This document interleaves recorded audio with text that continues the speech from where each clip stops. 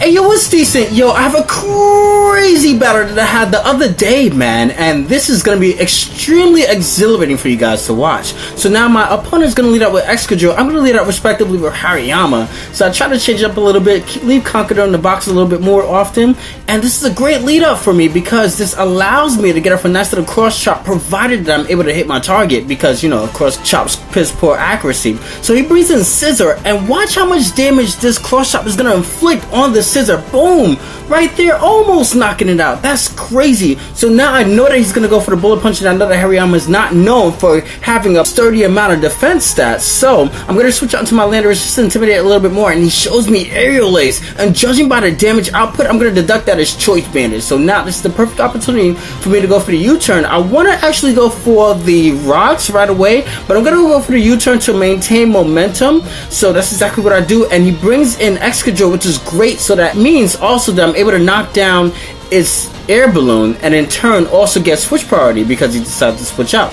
So that's great there. So now in this turn, I'm just going to switch out into my Tornadus, which can easily knock it out. So I'm just going to go for the Heat Wave, and I knew the Rotom switching was coming in, but it's just one of those plays that, like, I knew something was going to switch in, but I didn't act on it, and I'm just like hitting myself because that Rotom switching was super obvious because you did not predict that. But at the same time, my Heat Wave is going to be able to inflict a burn, which is great. So now I can use that to my advantage a little bit later on, and that's residual 13% that he'll be taking on periodically.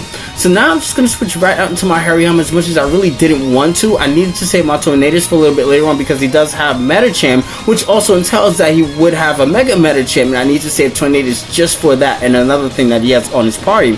So I'm going to switch out to Hariyama, knowing full well that the Volt Switch is coming in. I can't do anything about that. So that's the perfect opportunity, the perfect opening for him to bring in his Mega Medicham, I believe, and or no, his Scissor. So he brings in Scissor as Death Fodder because he knows that I'm just gonna attack and go for the knockoff. Knockoff knocks it out completely because it was packing an item, and it does turn out, like I said, to be Choice Banded. So now in comes his Medicham, and I'm thinking like, okay, the least bit I can do since I don't have any safe switch-ins is to go for the Bullet Punch to inflict some damage onto it, provided that he wants to go for like the Psycho Cut and something like that. So I'm just gonna go for the Bullet Punch, knock it down, just minuscule damage output that I just wasn't able to inflict on it. But then again, he was just able to recover all that damage that I just inflicted onto it with the Drain Punch because he has like the attack stat and everything like that. So now I'm just gonna go to him to switch out, bring him out to Tornadus, and then switch right out into Bishop, hoping that he takes the bait. He does. Switches right out into his Porygon 2, which is great because that means that I could go for the knockoff, provided that, you know, if he stays in the knockoff the Evaluate, which is perfect, man, because I have like superpower,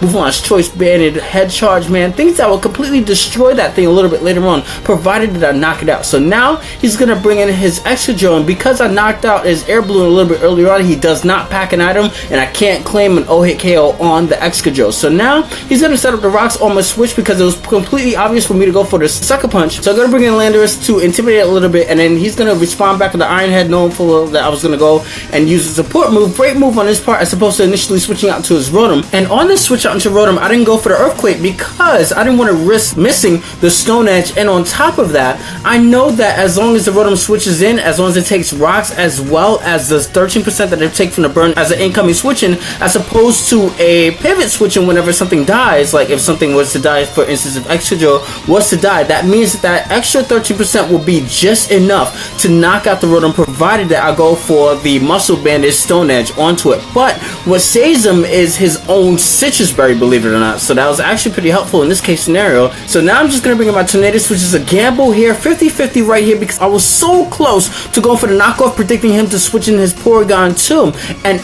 if he did switch in his Porygon 2, what's to stop him from switching right back out into Medicham, predicting me to save my Tornadus for a little bit later on, because Tornadus is extra special. I kind of need Tornadus for as long as his Mega Medicham was in play. So now since that Mega Medicham bit the dust, I can now freely go for the knockoff, which in turn means that I'm able to knock out this Porygon 2 with a Choice Banded Head Charge. Porygon 2 would not live to tell the tale to his brethren about his experience with a Choice Banded Bouffalant, man. So he's going to switch out straight out into Excadrill. Excadrill is in no position to take a Choice Banded Head Charge to the face, so he idealistically thinks that he's going to bring in the Dragonite, and Dragonite is going to save his behind right here with like some kind of martyr as he sets up a D-Dance, only to find out after that, I'm a Choice Bandit variant. Boom, out of there. Yo, like a carousel, man, spinning the records. He had no idea where he was at. And obviously his last Pokemon was going to be the Porygon 2. That is also going to be knocked out by a Choice Bandit Bouffalant. So that was a great game. Definitely had a lot of fun. Viewers, peace. What you doing?